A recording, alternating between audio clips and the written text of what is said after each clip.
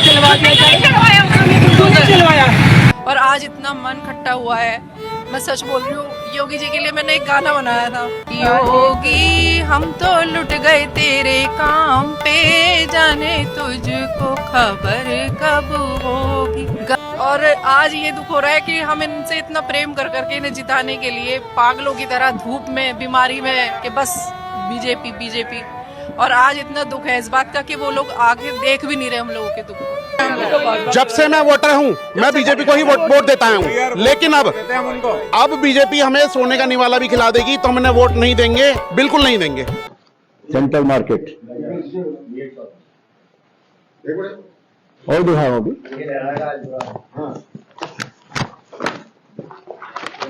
ये central market को लेकर क्या देखो तैयारी कुछ नहीं, न्यायालय का निर्णय है। न्यायालय के निर्णय से हम सब बंधे हुए हैं, इसमें सारे न्यायालय के निर्णय है। जो 4 निर्णय हुए सुप्रीम कोर्ट के निर्णय।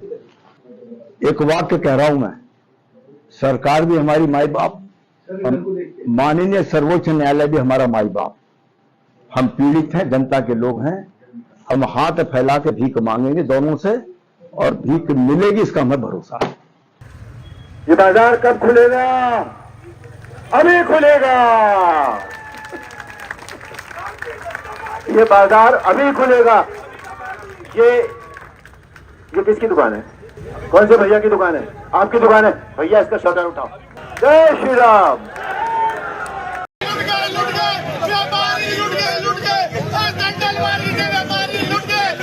सुनो, लड्डू के पैसे चाहिए तो महानगर अध्यक्ष जी से ले लेना, संगठन पूरा चलाते हैं। खबर छपी है कि हमारे सांसद अरुण गोविल निजी काम से मुंबई गए हुए हैं। निजी काम उनके लिए पहले है, लेकिन जिन्होंने वोट दी उनको बनाया। आज हम सड़क पे हैं, लेकिन वो निजी काम में व्यस्त हैं। दोस्तों नमस्कार, मेरठ एक बार फिर सुर्खियों में है, और इस बार ये सुर्खियां यहाँ के सेंट्रल मार्केट की 46 भवनों को लेकर है। बेसिकली पिछले साल अक्टूबर में ये सुर्खियां सेंट्रल मार्केट के एक कॉम्प्लेक्स को लेकर थीं, जिसमें कि जो एक रेजिडेंशियल इलाके में एक रेजिडेंशियल प्लॉट को मर्ज करके बनाया गया था। 22 दुकानें इस कॉम्प्लेक्स में थीं, और लगभग 35-36 साल से ये कॉम्प्लेक्स चला आ रहा था, और इतना ही पुराना इसको लेकर के चला आ रहा विवाद भी था। सुप्रीम कोर्ट के आदेश के बाद बुलडोजर चला, और मात्र 6 सेकंड में ये 22 दुकानों का कॉम्प्लेक्स खत्म हो गया। 6 सेकंड के भीतर पूरी दुकानें धूल में, मलबे में तब्दील हो गई, रेत में तब्दील हो गई। सेंट्रल मार्केट की ये जो कहानी है, ये केवल इस एक कॉम्प्लेक्स या इन 46 भवनों की नहीं है जो अब सील किए गए हैं। सिर्फ कुछ व्यापारियों की बर्बाद होने की कहानी नहीं है ये दरअसल हमारे देश की जो टाउन प्लानिंग है, उसके भीतर जो भ्रष्टाचार चल रहा है, उसके भीतर जो बेईमानी और लूट खसोट और अनियमितताओं की काली कहानियां हैं, ये उसका एक नमूना भर है। पब्लिक में अलग अलग एस्पेक्ट्स पर चर्चा हो रही है। कोई कहता है कि साहब आवास विकास के जो अधिकारी हैं वो इसके लिए पूरी तरह से जिम्मेदार हैं, उन्होंने समय रहते ये कॉम्प्लेक्स बनने से क्यों नहीं रोके। आवास विकास के भी लगभग 40-50-45 अधिकारियों के खिलाफ, कर्मचारियों के खिलाफ FIR भी दर्ज कराई गई है, और ये कहा गया कि ये लोग मोटी रिश्वत खाते रहे। आप अपनी राजनीति वहाँ जा करिए, राजनीति नहीं करना, राजनीति नहीं कर रहा मैं।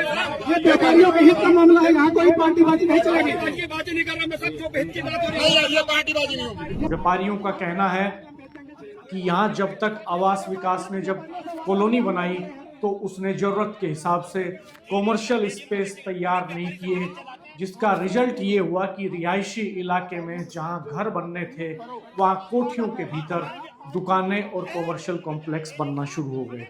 सबके तर्क अपने अपने हैं। कोई कहता है कि व्यापारियों के साथ नाइंसाफी हुई है और उन्हें इंसाफ मिलना ही चाहिए, इतने साल बाद उनके कंस्ट्रक्शन तोड़ने का कोई दुख नहीं है।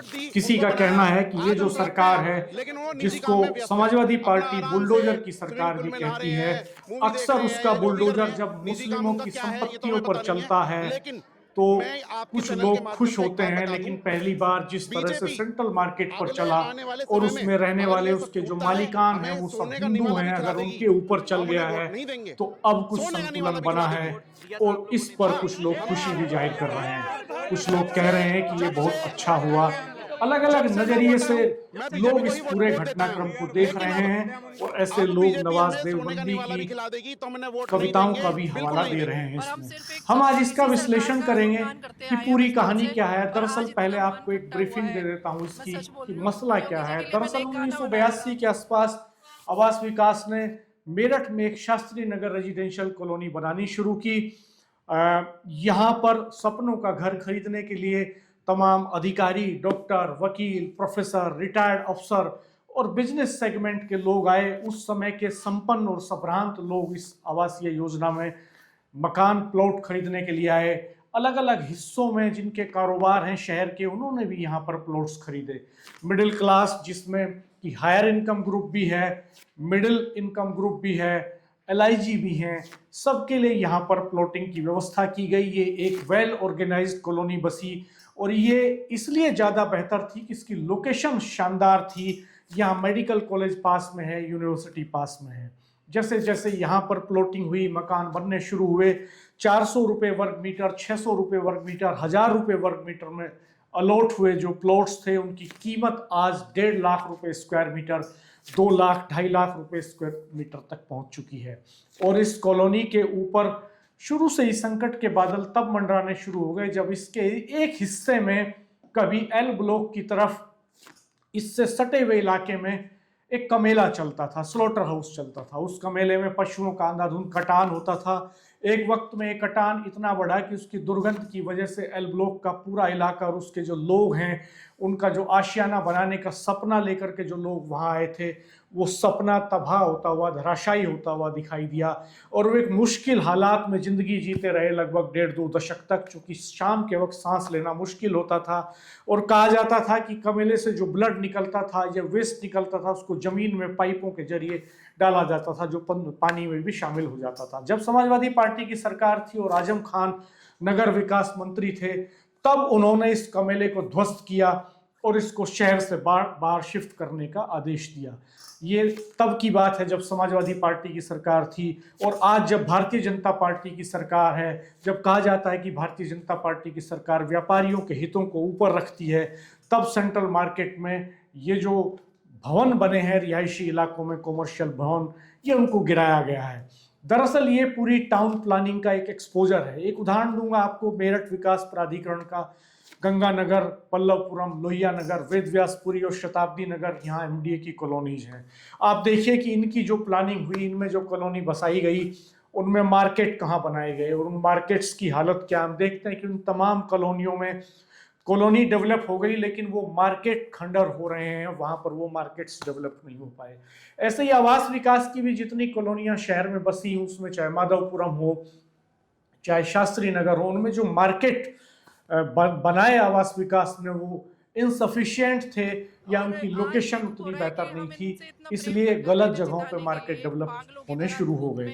दरअसल जब टाउनशिप बनती है, टाउन प्लानर्स बनाते हैं, तो उसमें मार्केट का कंसेप्ट होता है, स्कूल का, बाजार का, अस्पताल का, सबका कंसेप्ट होता है। और उसमें ये देखना होता है कि फुटफॉल कहाँ पर ज़्यादा हो सकता है, कहाँ पर नीड ज़्यादा हो सकती है, कहाँ बनाया जाए ताकि इकोसिस्टम डिस्टर्ब नहीं हो, रिहाइश डिस्टर्ब नहीं हो। लेकिन जब हम सेंट्रल मार्केट की बात करते हैं, तो यहाँ पर आवास विकास में जब ये शास्त्री नगर कॉलोनी बसाई, तो जो मार्केट्स हैं वो अलग अलग छोर पर दिए, जो डेवलप नहीं हुए। और उसका नतीजा ये हुआ कि सेंट्रल मार्केट में जो एक छोटा मार्केट दिया था, उसके आसपास की कोठियों में, रेजिडेंशियल कोठियों में, रिहायशी कोठियों में कॉमर्शियल एक्टिविटीज होने लगी। लोगों ने घरों में दुकानें खोलनी शुरू की पहले, और जब इन कोठियों की कीमतें बढ़नी शुरू हुई, तो कुछ बड़े बिल्डर्स ने, बड़े लोगों ने, पैसे वाले लोगों ने वहाँ पर कोठियाँ खरीद के कई कोठियों को मर्ज करके भी कॉम्प्लेक्स बनाए, और एक एक कोठी में भी उन्होंने 2 मंजिल 3 मंजिल कॉमर्शियल कॉम्प्लेक्स बना दिए। और इनमें मार्केट चल रहा है, मार्केट एक्सपेंड हो गया, और धीरे धीरे ये जो मार्केट है, ये शहर की जान बन गया। एक और इत्तेफाक की बात कहें इसको, या टाउन प्लानिंग का खोट कहें, कि मेरठ के जो सबसे शानदार मार्केट हैं, वो कानून के हिसाब से इलीगल हैं। जो अबुलेन का मार्केट है मेरठ शहर का कैंट में, वो रिहायशी कोठियों में बना हुआ है। और वहां पर सटा हुआ जो एक मॉल बना था RR मॉल, उसको हाईकोर्ट के आदेश के बाद ध्वस्त किया गया था और वहां पर भी 4 लोग दब करके मर गए थे। इससे भी सबक नहीं लिया आवास विकास ने और ये डेवलपमेंट हो जाने दिया, इस तरह का अनकंट्रोल्ड डेवलपमेंट शास्त्री नगर में भी, जिसका नतीजा हमने देखा कि 22 दुकानों का एक कॉम्प्लेक्स वहां पर बुलडोजर के पंजे से गिराया गया। और अब गाज गिरी है 44 ऐसे भवनों पर जो सील कर दिए गए हैं। इनमें कुछ अस्पताल भी हैं, इनमें कुछ स्कूल भी हैं और इनमें दुकानें भी हैं। और एक साथ संकट पैदा हो गया उन दुकानों में काम करने वाले लोगों के सामने, उन स्कूलों में पढ़ने वाले बच्चों के सामने, उन अस्पतालों में आने वाले रेगुलर पेशेंट्स के सामने।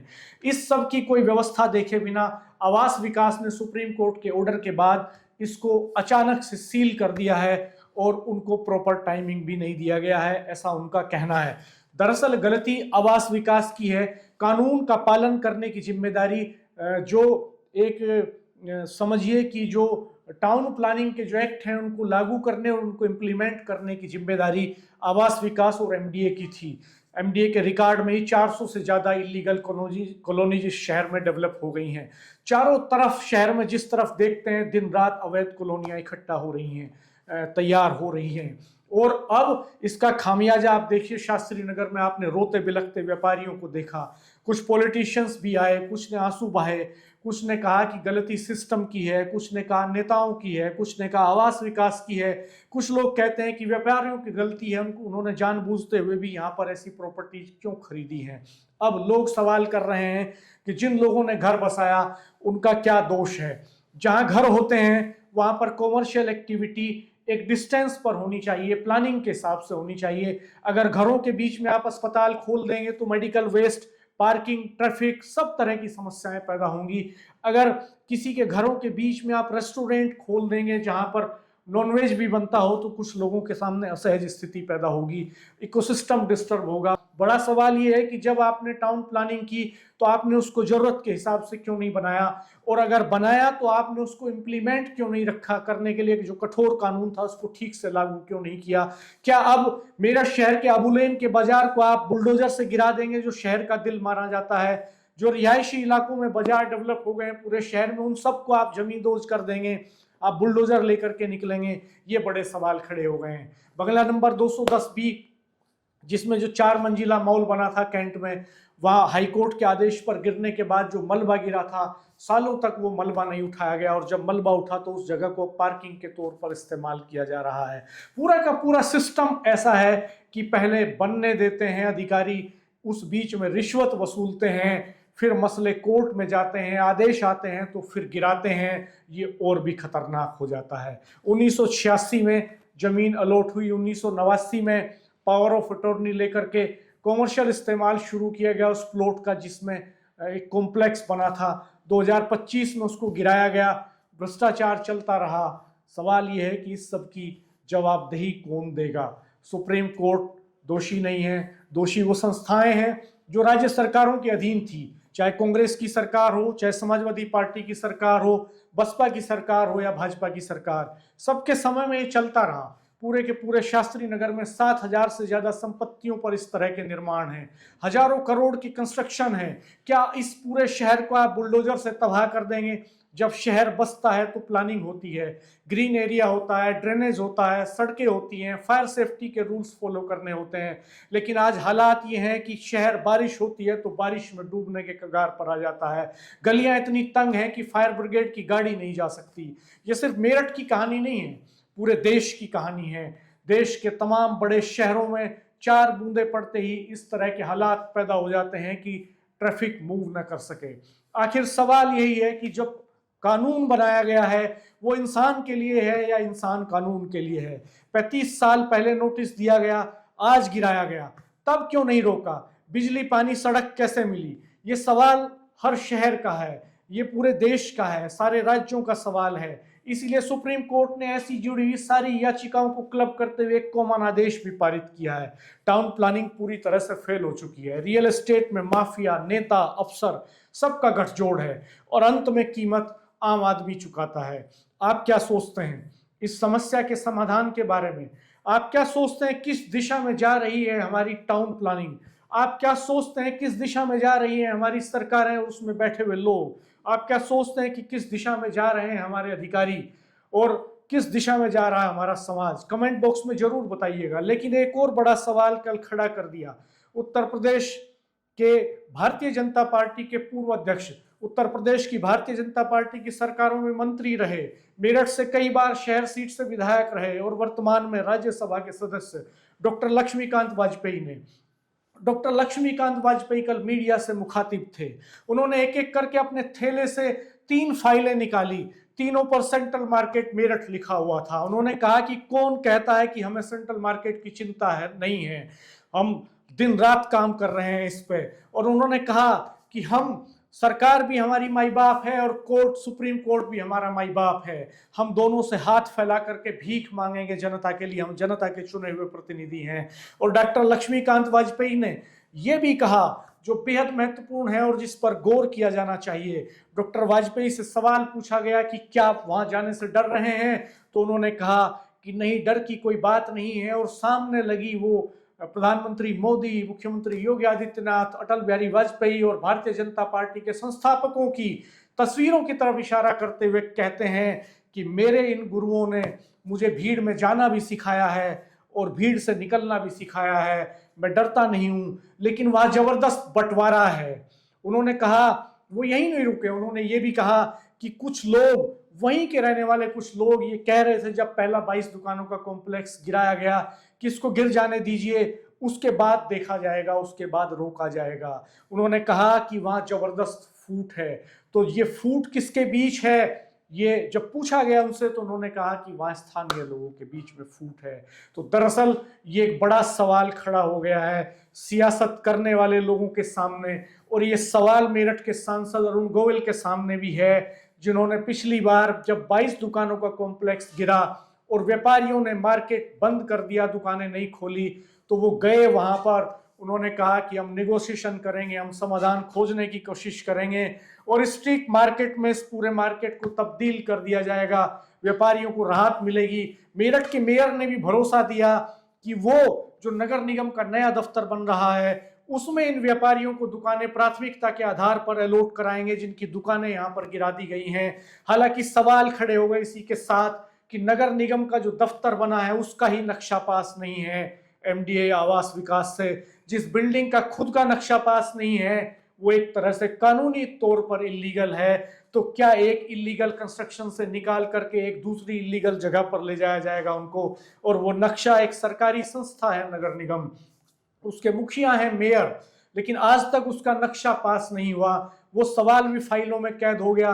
क्या एक दिन शास्त्री नगर के सेंट्रल मार्केट की तरह ही नगर निगम का जो सरकारी दफ्तर बना है उसका मुद्दा भी सुप्रीम कोर्ट में चला जाएगा और सुप्रीम कोर्ट से उसको गिराने का भी आदेश इसी आधार पर पारित हो जाएगा?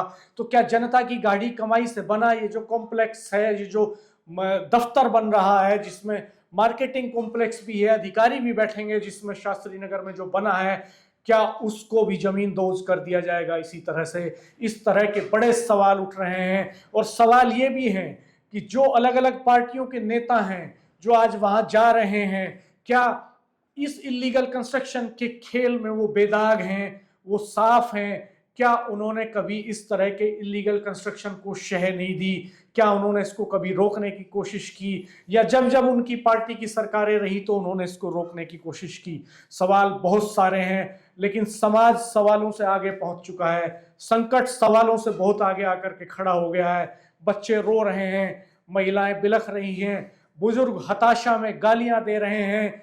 प्रधानमंत्री मोदी और मुख्यमंत्री योगी आदित्यनाथ के बारे में न जाने क्या क्या कह रहे हैं। और इस अपील के बावजूद जो राज्यसभा के सदस्य डॉक्टर लक्ष्मीकांत वाजपेयी ने की है, उन्होंने अपील की है कि आप सरकार के, मैं लोगों के संपर्क में हूं, लोग मेरे पास आ रहे हैं, मैंने उनसे दरख्वास्त की है कि वो सरकार के खिलाफ एक शब्द ना बोलें, वो सुप्रीम कोर्ट के खिलाफ एक शब्द ना बोलें, हम भीख मांग लेंगे दोनों से और हमें मिलेगी निश्चित तौर पर, ऐसा वो कह रहे हैं। तो ये नौबत ही क्यों आ गई? तो सवाल बहुत बड़े खड़े हो गए हैं दोस्तों, और भविष्य संकट में है लोगों का, और भविष्य संकट में है मेरठ के तमाम व्यापारियों का, जिनके कंस्ट्रक्शन हैं बड़े बड़े, जिनकी कई कई पीढ़ियां इन्हीं कारोबार को करते हुए चली आई, जिनकी 2-2, 3-3 पीढ़ियां खप गई इन छोटे छोटे कारोबार को बड़ा करने में। आप क्या सोचते हैं कमेंट बॉक्स में जरूर बताइएगा। हमारे चैनल को सब्सक्राइब कर दीजिएगा। सियासी पंचायत यूट्यूब पर जाकर लिखिएगा, हमारा चैनल आपके सामने खुल करके आ जाएगा। वीडियो को मित्रों के साथ शेयर कीजिएगा और कमेंट बॉक्स में अपना रिएक्शन दीजिएगा। धन्यवाद, नमस्कार।